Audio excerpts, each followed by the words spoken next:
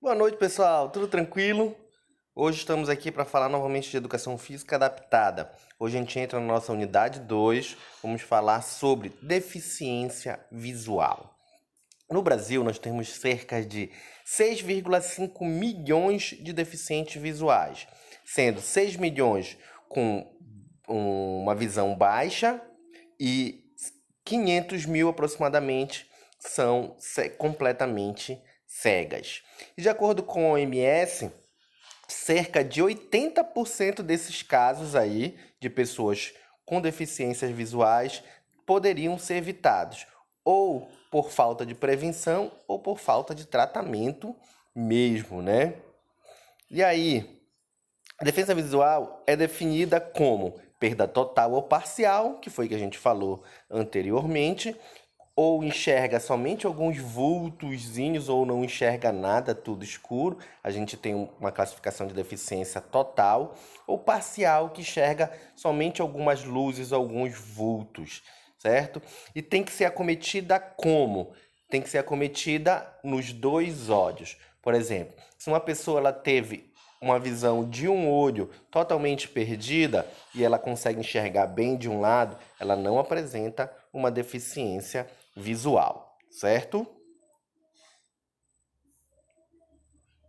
E aí, o que é que vai classificar isso, esse deficiente? Olha, nós temos algumas coisas.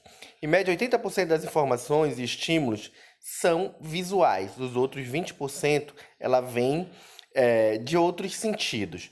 Então, quando a gente vai falar de aprendizado, quando a gente vai falar de gestos motores, de movimentos, 80% vem de estímulos visuais, os outros 20% vêm dos outros sentidos. Para vocês verem o quanto que é difícil a vida de um deficiente visual. Por quê? Porque se ela não for estimulada desde cedo os outros estímulos, ela vai ter muita dificuldade em aprendizado e em movimento. A gente vê diferenças também de pessoas que já nasceram com a deficiência, que são as causas congênitas, e pessoas que adquirem essa deficiência. Então, se você já viu, se a pessoa já viu alguma vez e ela adquiriu essa deficiência, vamos dizer, ela ficou completamente cega, como ela já viu, ela já tem noção das coisas, fica muito mais fácil a percepção de mundo, a percepção de movimento. Eu tive uma aluna uma vez no meu Pilates em que ela tinha uma deficiência visual, ela foi adquirida através de uma doença e a deficiência dela não foi só visual, um pouco cognitiva, mas apesar dela ser uma pessoa altamente inteligente, e ela teve também deficiência motora, ela teve algumas atrofias em alguns membros que dificultaram a, a locomoção dela. Mas ela fazia os meus comandos sem problema nenhum. Sobe, desce o braço, ela subia e descia o braço, sobe, desce o braço à frente, sobe, desce o braço lateralmente, então ela tinha noção de lateralidade. Se eu falasse esquerda, direita, ela sabia o que era esquerda, o que era direita. Cruza os dedos à frente, cruza os dedos atrás, ela conseguia fazer. Por quê? Porque ela já tinha essa vivência de quando ela enxergava. Ela perdeu isso com o tempo, tá? E aí, nós temos algumas causas que vão fazer com que a pessoa ela tenha essa, essa deficiência. Uma das causas é o que? Glaucoma, são deficiências na córnea, que mais a gente pode ver aqui? A diabetes, a atrofia do nervo óptico,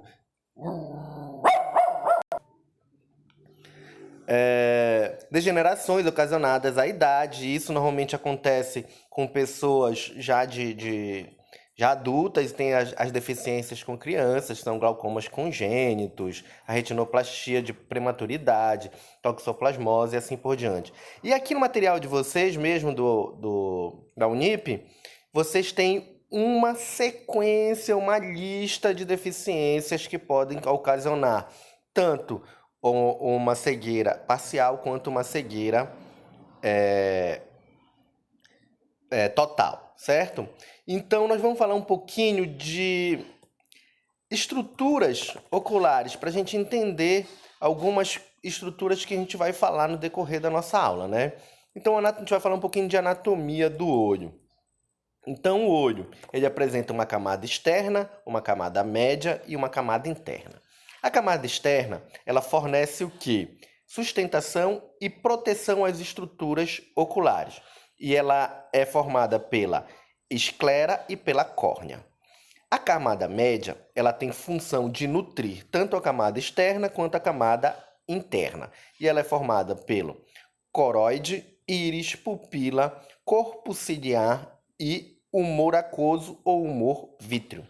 E a camada interna é uma camada conhecida como camada nervosa. É extremamente delicada e por meio dela ocorre a comunicação entre o sistema nervoso central e o nervo óptico, que a gente chama de retina. Então é a comunicação entre o sistema nervoso central e o olho, certo? É uma das partes mais importantes que nós temos na nossa visão. É a ligação. Se você tem um problema nessa região, é aí realmente que você pode estar causando um problema muito mais sério na sua visão, certo? Não quer dizer que em outros lugares também não seja.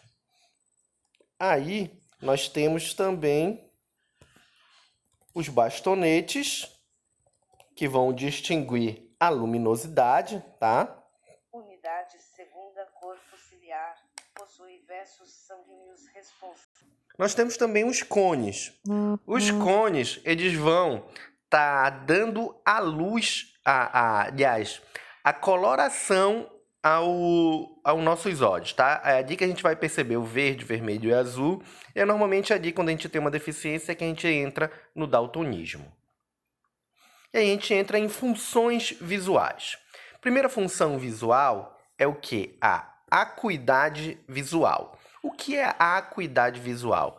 É a capacidade da gente distinguir tamanhos, formas e distância. Por exemplo, nós temos um teste aqui ao lado que vai mostrar as letras do tamanho grande e as letras do tamanho pequeno. Para a gente utilizar esse teste, nós temos que fazer o quê? As letras do tamanho pequeno ficar a 6 metros e a letra do tamanho grande ficar a 60 metros. Por exemplo, se eu tiver a 60 metros e eu conseguir ver essas letras grandes, conseguir ler, falar W e E, a minha visão ela é perfeita.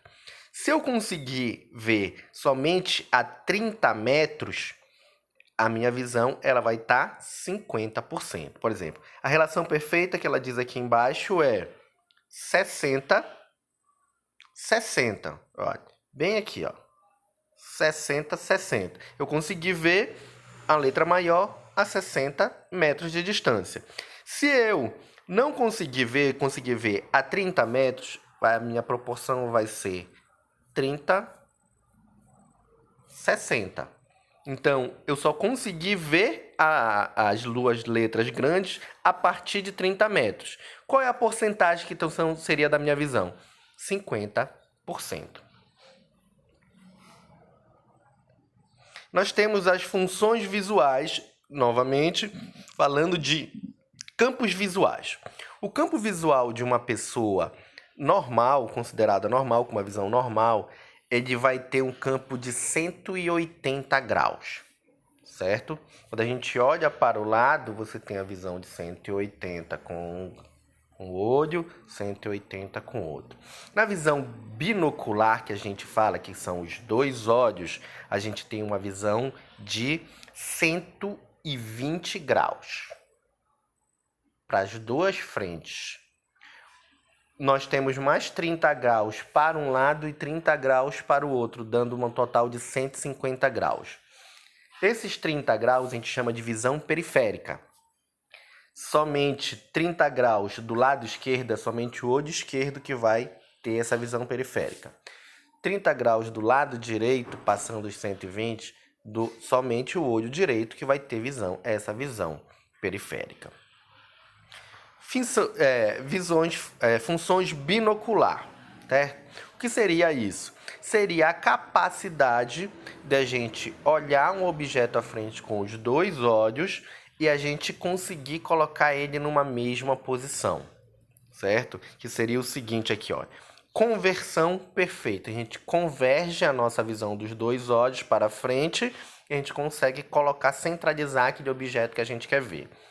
Qual é a dificuldade de uma pessoa que não tem isso? Por exemplo, uma pessoa estrábica, ela tem um olho para frente, o outro olho mais para o lado, ou medialmente ou lateralmente. Ela vai ter dificuldade de colocar essa centralização, essa convergência desse objeto. Então, ela vai ter uma dificuldade na sua visão. E aí a gente entra na classificação de deficiência visual. A classificação de deficiência visual, ela vem em dois aspectos. Falamos um pouquinho ali atrás da educacional, né? Ele tem um aspecto educacional e tem um aspecto esportivo. Vamos falar primeiro do aspecto educacional. Educacional, nós temos a diferença entre uma pessoa cega e uma pessoa com baixa visão. Um pouco antes eu falei que a pessoa que ela nasce totalmente cega, ela tem uma percepção luminosa bem pequena, tá? Ela vai ver ou tudo cinza ou tudo escuro, certo? E ela vai ter uma grande dificuldade na sua mobilidade, na sua maneira de se movimentar, de se relacionar com o mundo e na sua maneira de aprender. Então, nesse caso aí, ela teria que ter muito mais controle ou ativação dos outros sentidos do que uma pessoa com uma deficiência um pouco mais baixa, com uma visão um pouco mais baixa. Porque a pessoa que tem uma visão um pouco mais baixa, ela vai ter uma claridade, uns vultos, em que ela consegue se orientar um pouco melhor. Então, a visão de mundo dela depende muito menos, lógico que ainda depende, dos outros sentidos do que uma pessoa com uma visão totalmente perdida, totalmente cega. Em termos de aprendizado, nós temos dois tipos de aprendizado para a pessoa nesse sistema educacional. Uma é o Braille. O Braille, ele vai dar suporte para escrita e para leitura, e nós temos o Soroban. O Soroban, ele vem daquele ábaco que a gente chama, que é um sistema ou uma peça matemática para se fazer contas. Então, ali a pessoa com deficiência visual também consegue ter o seu aprendizado na parte matemática. E não só na parte matemática, porque como é um sistema um pouco mais complicado, ele vai te trabalhar muito cognitivo, a atenção. Então, ele vai dar não só ganhos na aprendizado de matemática, como outros ganhos intelectuais. Entramos na classificação da deficiência visual. No esporte, nós já falamos isso em outros momentos, falamos lá atrás, quando a gente falou de classificação de natação, classificação de atletismo, e que podem participar deficientes visuais. Mas a classificação esportiva ela vem como? Através de B1, B2 e B3. B1 com atletas com no máximo percepção luminosa. O B2, atletas com campo visual de no máximo 5% de acuidade visual. Lembra da porcentagem? Olha aí, 2 por 60, então dá 5%. E B3, atletas com campo visual de 5 a 20% da acuidade, que vai de 2 a 6 por 60, aquela proporção que nós fizemos. Nós apresentamos aí características físico-motoras. O que são as características físico-motoras? São características próprias em que o deficiente visual ele se encontra, que algumas características são normais e outras características elas não são tão normais, tá? Então, a pessoa que ela apresenta a deficiência visual, ela tem algumas manias. Uma é na hora de andar, ela não vai balançar os braços, ela tende a arrastar mais os pés. São características porque às vezes a pessoa ela apresenta medo. A gente vai ver isso ali nas características psicossociais. Quando a pessoa, ela ela tende a balançar os ombros para o lado, assim como o corpo, tende a ter uma postura mais cifótica, baixando a cabeça, os ombros bem depressivos, bem para baixo. São características, além de que a pessoa ela tende a ter alguns toques. Ela se bate, ela aperta a mão, ela risca a mão, ela tende a mexer os pés, ela tende a entortar um pouco o pé. E muitas das vezes essas características não são positivas. Por quê? Porque apesar dela se autoestimular desse jeito, ela pode estar tirando a atenção de estímulos externos que acontecem a ela. E podem causar acidentes também em relação a isso. Então, olha lá, características físico-motoras. Interação da pessoa com deficiência visual com o mundo físico-motor torna-se um processo diferenciado.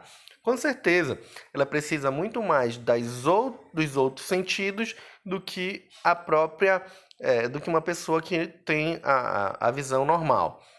Uma criança com deficiência visual, se ela não tiver estímulo de auditivo ou alguma outra coisa, ela vai ter muito mais dificuldade de desenvolver a sua parte motora, como o caso de andar, do que uma pessoa com uma baixa visão ou com uma visão normal, porque o visual vai atrair ela a se locomover. Então, o estímulo aí é importantíssimo para que a pessoa ela tenha um desenvolvimento motor adequado. O contato com o mundo físico acontece por meio dos outros sentidos. Foi o que eu falei ainda agora, os outros sentidos importantíssimos a isso. A ausência desses estímulos pode interferir no desenvolvimento motor da criança. Se não for estimulada, ela vai ter muita dificuldade em executar algumas tarefas, principalmente no desenvolvimento motor. Pode ter um retardo que, se fosse estimulado, não aconteceria. E algumas delas às vezes até a superproteção que as pessoas dão a esse tipo de gente, com esse tipo de deficiência. Alterações na marcha e postura, foi aquilo que eu falei para vocês, o balancear, não mexer os braços, arrastar os pés. A falta de oportunidade, a prática de exercícios pode também prejudicar a aptidão. Por superproteção, por falta de conhecimento, por falta de estímulos e por falta de oportunidade na sociedade, muitas das vezes essa pessoa que apresenta esse tipo de deficiência, ela não vai ter oportunidade para praticar esporte, sendo que se ela praticasse esporte, o seu desenvolvimento motor ele seria muito maior, muito melhor, muito mais adequado do que uma pessoa que não pratica esporte. A gente tem total noção disso aí que acontece. E características psicossociais, o maneirismo é aquilo que eu falei, são os toques aqui de apertar a mão, de ficar se batendo, se tocando, se autoestimulando. São movimentos estereotipados que essa pessoa faz. O próprio de ficar piscando também, isso daí, tá? Aparentemente surge com uma necessidade de autoestimulação, pode interferir negativamente na capacidade da atenção e eventos no ambiente inibido. Falei para vocês um pouquinho disso daí agora, que tem que ter cuidado nessa autoestimulação para que não atrapalhe o desenvolvimento, o andar ou a interação com o mundo. Então, pessoal, a nossa aula hoje foi isso. A parte de atividade física nós vamos falar na próxima aula, na terça-feira. Vou colocar o material para vocês, vou fazer a videoaula, vou colocar também a interatividade. Hoje coloquei 2 interatividades, uma relacionada a essa aula e uma relacionada à próxima aula. Então vocês dêem uma olhada na segunda questão, que vai estar relacionada à atividade física. Se conseguirem responder, respondam. Se não conseguirem responder, espere a próxima aula que a gente vai estar elucidando sobre isso daí, certo? Qualquer dúvida, entre em contato com a gente e um grande abraço.